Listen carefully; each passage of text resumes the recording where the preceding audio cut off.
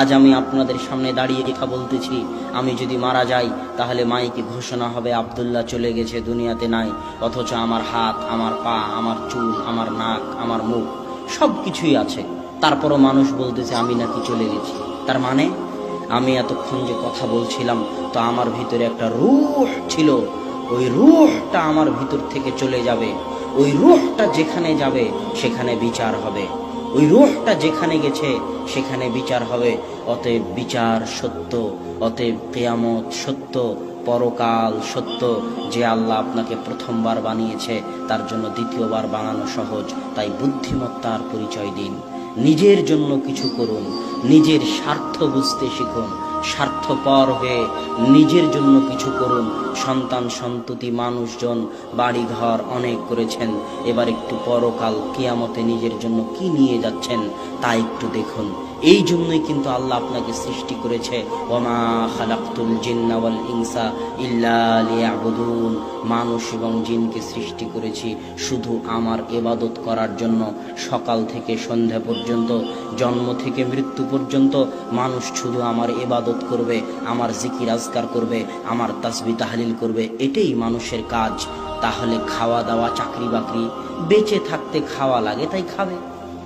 কথা মনে হয় বুঝাতে পারি? বেঁচে না খেলে তো বেঁচে থাকবে না। বেঁচে থাকতে খাওয়া লাগে তাই খাবে, খেতে হলে একটু চাকরি করা লাগে তাই চাকরি করবে। কিন্তু আসল কাজ কি? কথা বলেন না যে আসল কাজ কি?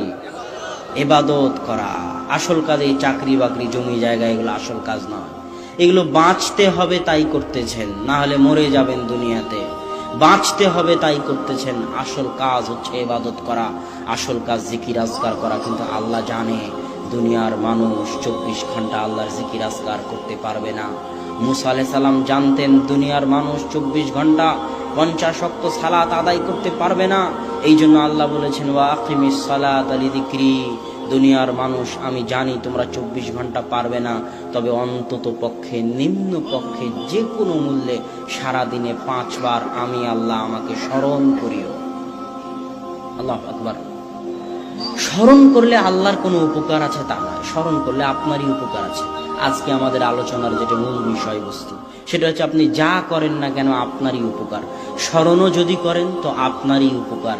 ইউনূস আলাইহিস সালাতু ওয়াস সালাম যখন মাছের পেটে ছিল তখন তিনি বলেছিলেন লা ইলাহা ইল্লা আনতা সুবহানাকা ইন্নী কুনতু মিনাজ জালিমিন। আর আল্লাহ বলছেন ইউনূস যদি মাছের পেটে আমাকে স্মরণ না করত, ইউনূস যদি মাছের পেটে আমাকে মনে না করত, লালাবিসা ফীহি ইলা ইয়াউমি